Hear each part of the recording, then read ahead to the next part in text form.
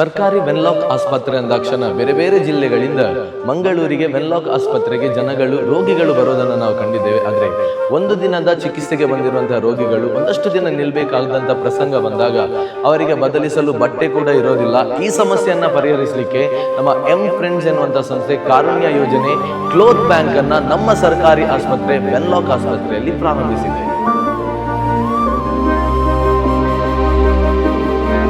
ಸಂಜೆ 3 ರಿಂದ 6 ಗಂಟೆಯ ತನಕ ದಾನಿಗಳು ತಂದು ನೀಡಿರುವಂತಹ ಬಟ್ಟೆಗಳನ್ನ ರೋಗಿಗಳಿಗೆ ನೀಡುವಂತ ಕೆಲಸ ಪ್ರತಿದಿನ ನಡೀತಾ ಇದೆ. मैं उड़ीसा का रहने वाला आदमी, यहाँ मेरा भाई का एक्सीडेंट हो गया था. हम आके एडमिशन किया, कपड़ा वपड़ा नहीं लाया, कपड़ा भी यहाँ मिलता है. और सिक्योरिटी भाई लोग वहाँ भी बहुत ಹೆಲ್ಪ್ कराए. ಕೆಲವು ಪೇಷಂಟ್ ಅರ್ಜೆಂಟಿಗೆ ಬರ್ತಾರೆ, ಅವ್ರ ಹತ್ರ ಬಟ್ಟೆ ಇರಲ್ಲ. ಪೇಷಂಟ್ ಬಾಡಿಗೆಲ್ಲ ಒಳ್ಳೆ ಉಪಯೋಗ ಆಗ್ತದೆ. ಕೊಡುವಾಗ ಸ್ವಲ್ಪ ಒಳ್ಳೆ ರೀತಿಯಿಂದ ಕೊಟ್ಟರೆ ಬಟ್ಟೆ ಐರನ್ ಮಾಡಿ ಫೋಲ್ಡ್ ಮಾಡಿ ತಂದು ಇಲ್ಲಿ ಇಡ್ಬೋದು. ಹೊರಗಿಂದ ಅರ್ಜೆಂಟಲ್ಲಿ ಬರ್ತಾರೆ, ಮನೆಯಿಂದ ಎಮರ್ಜೆನ್ಸಿ ಪೇಷಂಟ್ ಎಲ್ಲ ಕೆಲವು ಕಡೆ ಪೇಷಂಟ್ ಬರ್ತಾರೆ. ಅದಕ್ಕೋಸ್ಕರ ಅವರಿಗೊಂದು ಬಟ್ಟೆ ವ್ಯವಸ್ಥೆ ಮಾಡಿದ್ದೇವೆ.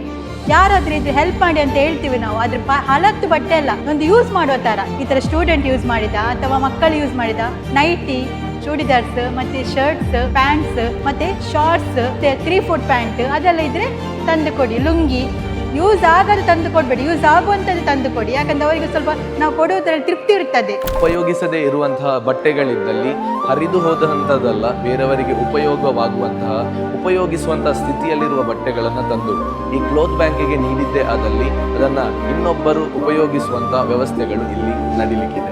ನಿಮಗೂ ನಿಮ್ಮ ಉಪಯೋಗಿಸಿದ ಬಟ್ಟೆಗಳನ್ನ ಈ ಕ್ಲೋತ್ ಬ್ಯಾಂಕಿಗೆ ನೀಡಲಿಕ್ಕಿದ್ದಲ್ಲಿ ಈಗಲೇ ನಮ್ಮ ವೆನ್ಲಾಕ್ ಆಸ್ಪತ್ರೆಯ ಶಸ್ತ್ರಚಿಕಿತ್ಸಾ ವಿಭಾಗಕ್ಕೆ ಭೇಟಿ ನೀಡಿ. ಹಾಗೂ ಇಂತಹ ಇನ್ನಷ್ಟು ಅಪ್ಡೇಟ್ಸ್ಗಾಗಿ ಮ್ಯಾಂಗ್ಳೂರ್ ಮೇರಿ ಜಾನ್ ಅನ್ನ ಈಗಲೇ ಫಾಲೋ ಮಾಡಿ.